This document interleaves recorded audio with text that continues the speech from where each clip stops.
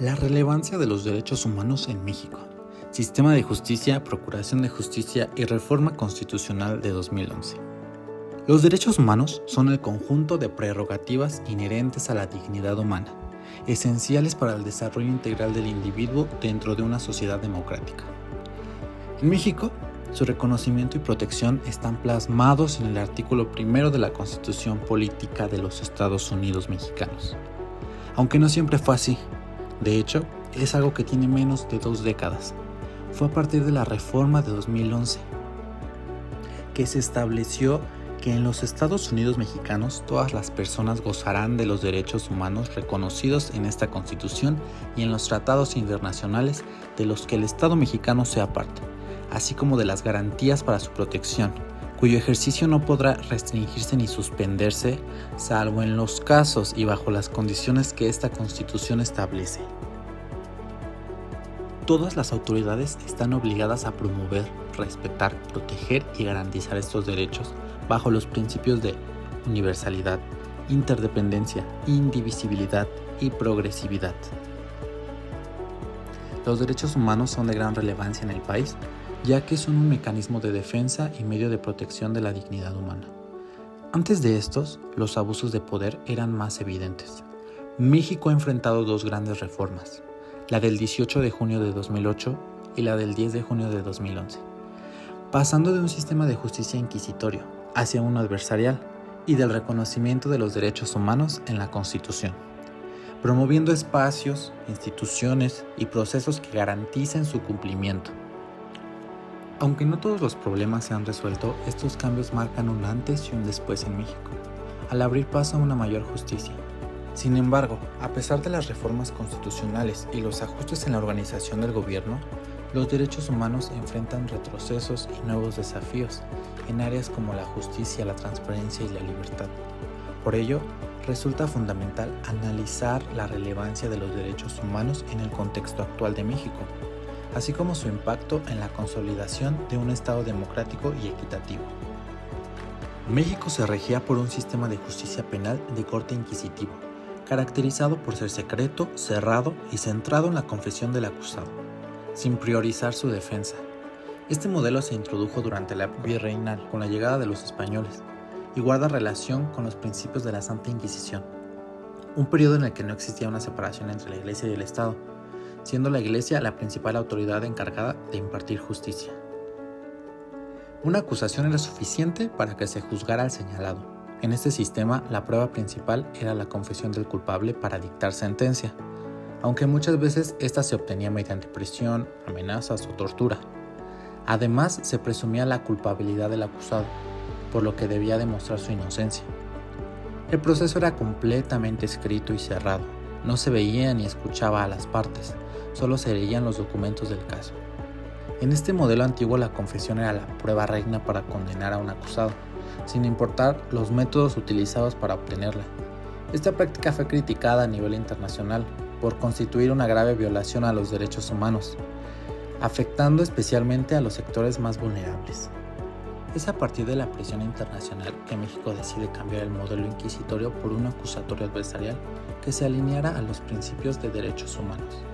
La reforma del 18 de junio de 2008 modificó los artículos del 16 al 22 de la Constitución, estableciendo un sistema penal de corte acusatorio y oral. El sistema penal adversarial es un modelo de justicia penal basado en la oralidad, publicidad, contradicción, inmediación y concentración, donde las partes, la fiscalía y la defensa, se enfrentan en igualdad de oportunidades ante un juez imparcial, quien con base en las pruebas y argumentos decide si se condena o absuelve. Este sistema cambia el proceso escrito por uno oral, en el que las partes tienen la posibilidad de defenderse frente a un juez. La confesión debe de ser sometida a una valoración para definir su legalidad y los acusados son inocentes hasta que se demuestre lo contrario. La legalidad se vuelve el principio esencial en este modelo. Esto se establece en el artículo 20, que menciona el proceso penal será acusatorio, oral y se regirá por los principios de publicidad, contradicción, concentración, continuidad e inmediación.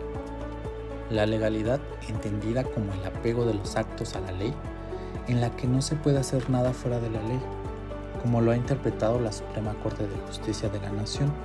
Las autoridades solo pueden hacer lo que se les permite por ley.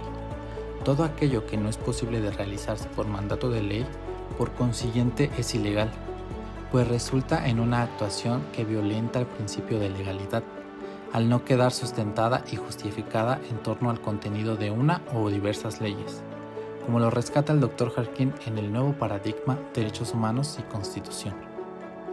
El artículo 6 de la Ley General de Responsabilidades Administrativas establece la obligación de los entes públicos de garantizar condiciones estructurales y normativas que permitan el adecuado funcionamiento del Estado. Además, el artículo 7 señala que los servidores públicos deben actuar bajo el principio de legalidad, entre otros principios fundamentales.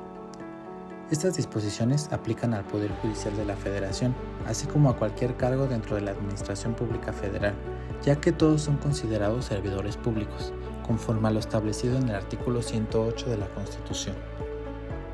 Este principio es fundamental para el Estado de Derecho y se acompaña de la irretroactividad de la ley, que refiere a que no se puede aplicar la ley vigente a hechos ocurridos en el pasado, a menos que sea en beneficio. Establecido en el artículo 14, a ninguna ley se le dará efecto retroactivo en perjuicio de persona alguna. Dentro de este sistema, en el Código Nacional de Procedimientos Penales, los principios establecidos son la publicidad, la contradicción, la continuidad, la concentración, la inmediación, la igualdad ante la ley, la igualdad entre las partes, el juicio previo y el debido proceso, es decir, que ninguna persona puede ser condenada a una pena ni sometida a una medida de seguridad, sino en virtud de una resolución dictada por un órgano jurisdiccional, la presunción de inocencia y la prohibición de doble enjuiciamiento. El nuevo sistema fue una revolución y parteaguas en la impartición de justicia. Con un modelo que considera los derechos humanos, se refleja en un proceso más justo, en igualdad de condiciones y protege la dignidad humana. El sistema entró de forma gradual, completándose su implementación nacional hasta junio de 2016. La reforma constitucional del 10 de junio de 2011 marcó un parteaguas en México. Ahora la Constitución en el artículo 1 reconoce los derechos humanos y el Estado debe garantizarlos. Pasando de un modelo iuspositivista, donde el Estado es el que otorga los derechos de las personas, a uno iusnaturalista, que establece que los humanos son poseedores de derechos por el simple hecho de existir. Son inherentes a la persona, no son otorgados, solo son. El título del artículo 1 cambió su nombre a Derechos Humanos y sus garantías, cambiando todo el sentido, reconociendo los derechos humanos sobre toda ley, ya que son antes de esta misma, y sus principios, que ya mencionamos, que son universales, indivisibles, interdependientes y progresivos. Antes no se garantizaba la dignidad de las personas, lo que permitía que hubiera muchos abusos por parte de las autoridades y poco apego a la ley. Los derechos humanos llegan para defender a las personas de los actos de autoridad, creando así instituciones como la Comisión Nacional de Derechos Humanos, para hacer recomendaciones al Estado sobre quejas que presente la ciudadanía. Esto ha tenido un impacto directo en el sistema de justicia, que históricamente ha sido un espacio de violaciones de los derechos fundamentales. Con la reforma se establece un marco normativo que prioriza la protección de los derechos de las víctimas y del acusado, mediante la búsqueda de un proceso justo, transparente, equitativo y apegado a derecho. Estos cambios son complementarios a los del sistema penal acusatorio adversarial, que pretenden terminar con el abuso, los procesos poco transparentes y brindar una base que proteja a las personas. Representa un cambio de paradigma en la forma en la que el Estado mexicano se relaciona con sus ciudadanos, desde el reconocimiento de la dignidad humana como eje central del derecho. La relevancia de estas reformas en materia de derechos humanos se hace evidente al analizar casos concretos. Uno de ellos es el de Florence Cassas, el cual permite reconocer la importancia de garantizar un debido proceso y el respeto a los derechos fundamentales dentro del sistema de justicia penal. El 9 de diciembre de 2005 se televisó a nivel nacional la captura de una pareja de presuntos secuestradores, entre los que se encontraba el mexicano Israel Vallarta y una francesa de nombre Florence Marie-Louise Cassis Crepin, que tras un operativo de la Agencia Federal de Investigación encontraron a estos sujetos en flagrancia, por lo cual fueron puestos a disposición de la autoridad para ser juzgados. Este caso es muy estudiado y curioso, ya que tras investigaciones se descubrió que esta escena fue un montaje orquestado por el entonces titular de la AFI, Genaro García Luna, para generar una imagen positiva de él y de la seguridad del gobierno en turno. Este caso se volvió mediático y, al contrario de lo que pretendía, generó una crisis de justicia, y que al pasar los años con las reformas mencionadas se logró resarcir el daño y actuar conforme a derecho. Estamos hablando de que este hecho ocurrió mucho antes de que se reformara la ley en cuestión del sistema de justicia y del reconocimiento de derechos humanos. Lo problemático del caso es que se detuvo un día antes a los presuntos delincuentes y que uno de los dos era francés, por lo que se deberían de haber respetado los acuerdos internacionales para dirigirse con el consulado y entregar a las autoridades, ya que había una extranjera. Para el mes de abril de 2008 había recibido su primer sentencia. Firmó su declaración, en la que posteriormente confesó que había sido obligada a firmar para que no le fuera peor en su proceso. Todo esto bajo un modelo inquisitorio.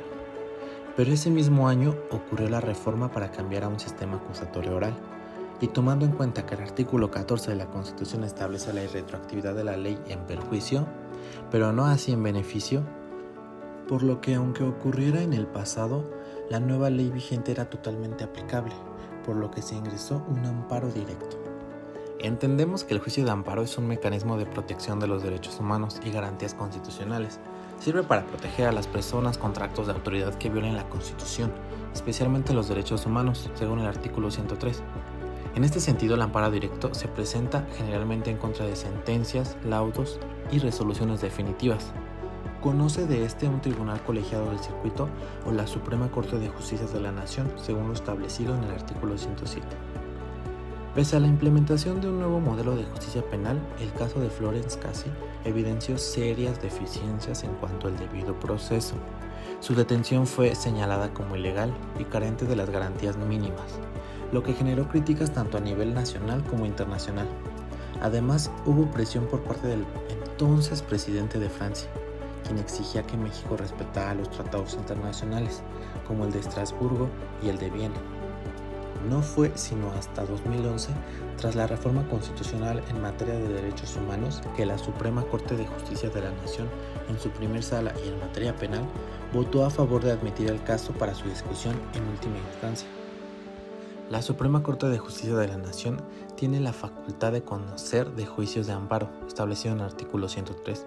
La atribución de conocer de asuntos relacionados con garantías constitucionales, permitiendo que revise casos en los que se denuncien violaciones constitucionales que afecten la resolución judicial, como lo fue la detención y el proceso penal que pasó Cassy y su novio. Entendiendo el debido proceso como un principio amplio que incluye el respeto a la legalidad en cada etapa de un procedimiento, el Dr. Jarquín lo explica como la garantía de que todas las acciones de las instituciones gubernamentales cumplan con las normas establecidas. Además, la reforma constitucional de 2011 permitió que la Suprema Corte considerara la Convención de Viena sobre Relaciones Consulares y el Convenio Europeo de Derechos Humanos como elementos clave en la evaluación de las violaciones al debido proceso en este caso. Otro elemento que también es importante destacar en la protección de los derechos en el sistema de justicia y el debido proceso fue el papel que jugó en ese entonces la Procuraduría General de la República, que estaba a cargo del Poder Ejecutivo, haciendo que intervinieran los intereses del gobierno en la impartición de justicia, ya que en febrero de 2006 se confirmó que la Procuraduría General de la República y la Agencia Federal de Investigación habían detenido previamente a los acusados de secuestro, teniendo una delación de más de 20 horas. Como mencionaba, la extinta PGR fue el organismo encargado de la Procuración de Justicia de México, que estaba subordinada al Poder Ejecutivo, lo que limitaba su independencia y autonomía en la investigación y persecución de delitos. A partir de la reforma de 2014, la Fiscalía General de la República tomó el lugar de la PGR, pero como un órgano autónomo del Estado mexicano, encargado de investigar y perseguir los delitos del orden federal, así como de ejercer la acción penal pública.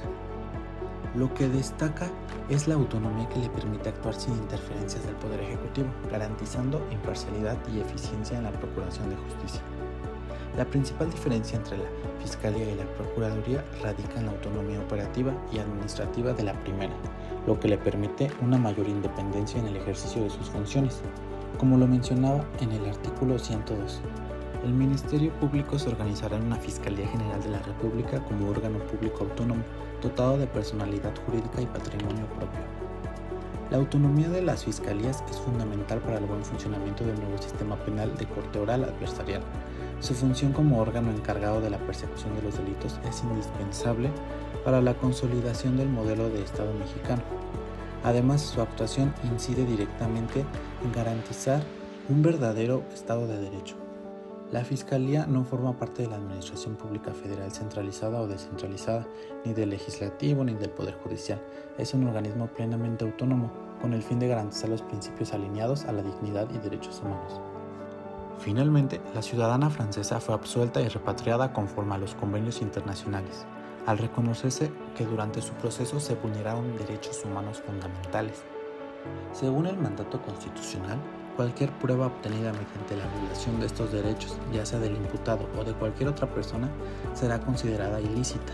Este criterio representa un avance significativo en la protección de los derechos humanos y en la garantía del principio de legalidad en la actuación del Estado, como lo señala el Dr. Harker. Pese a los avances que México ha logrado en materia de derechos humanos y en la consolidación de un Estado de Derecho a través de diversas reformas, en los últimos años se ha observado retrocesos preocupantes.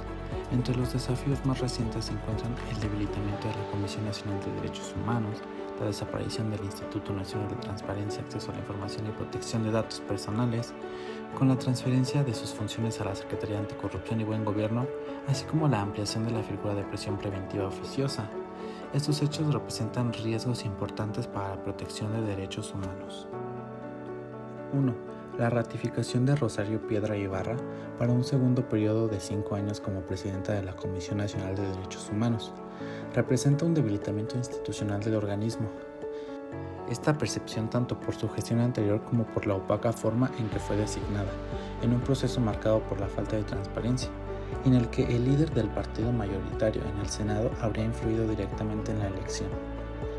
Durante su primer periodo, la Comisión Nacional de Derechos Humanos duplicó el número de recomendaciones respecto del titular anterior. Las quejas contra las Fuerzas Armadas y la Guardia Nacional no fueron atendidas. De 1.816 quejas contra la Guardia Nacional, solo se emitieron 13 recomendaciones. 2. La desaparición del Instituto Nacional de Transparencia y Acceso a la Información y Protección de Datos Personales (INAI) se considera por expertos un apagón democrático. Las funciones del organismo han sido transferidas a la nueva Secretaría Anticorrupción y Buen Gobierno, lo que genera incertidumbre sobre la independencia de las investigaciones. La creación del nuevo órgano garante de la transparencia, denominado Transparencia para el Pueblo, presenta desafíos significativos que deben ser abordados para asegurar su funcionamiento. Uno de los principales retos es garantizar su autonomía institucional y capacidad técnica, ya que al estar bajo la Secretaría Anticorrupción y Buen Gobierno, dependiente del Poder Ejecutivo, su independencia. Además, preocupa el posible aumento de causales para reservar información, lo que restringiría el acceso a datos cruciales para la ciudadanía y las organizaciones de la sociedad civil. Finalmente, para que este órgano sea legítimo y genere confianza ciudadana, debe demostrar un compromiso firme con la progresividad de los derechos humanos, actuando con imparcialidad, transparencia y rendición de cuentas, y construyendo una relación de confianza con la sociedad. 3. La reforma del artículo 19 constitucional, promovida en el periodo de Andrés Manuel López Obrador, amplía el catálogo de delitos que ameritan prisión preventiva oficiosa. Esto ha sido criticado por organismos nacionales e internacionales, al considerar que vulnera derechos fundamentales. Los nuevos delitos que ameritan prisión preventiva oficiosa son los casos de producción ilegal, importación y transportación de drogas sintéticas como fentanilo y derivados, delitos como extorsión y el uso de comprobantes fiscales falsos, entre otros, lo que podría llevar a la cárcel a personas antes de que un juez determine su culpabilidad. Genera una preocupación por violar la presunción de inocencia y retroceder al modelo inquisitorio, donde solo bastaba la acusación y declaración para sentenciar a las personas. Y 4. Ligado al debilitamiento de la Comisión Nacional de Derechos Humanos y de manera inversa se encuentra el fortalecimiento de la Guardia Nacional bajo control de la Secretaría de Defensa Nacional, SEDENA. Ha incrementado la militarización de la seguridad pública en el periodo de 2020 a 2023. La Guardia Nacional acumuló más de 1.816 quejas en la Comisión Nacional de Derechos Humanos, pero recibió solo 13 recomendaciones. El aumento de las Fuerzas Armadas en tareas de seguridad pública, sin un mecanismo de control y supervisión efectivos, generan preocupación en materia de derechos humanos. La falta de un adecuado control trae consigo riesgos como el abuso de poder, falta de transparencia y posibles violaciones a los derechos fundamentales. Es de suma importancia garantizar el respeto a los derechos humanos y la rendición de cuentas en el manejo de la seguridad pública. En conclusión, la transformación del sistema jurídico mexicano a partir de las reformas constitucionales de 2008 y 2011 ha implicado un cambio profundo en la manera en que se entiende y aplica la justicia en el país. Se ha pasado de un enfoque autoritario y punitivo a uno que busca respetar y garantizar los derechos humanos, colocando la dignidad de las personas en el centro del sistema.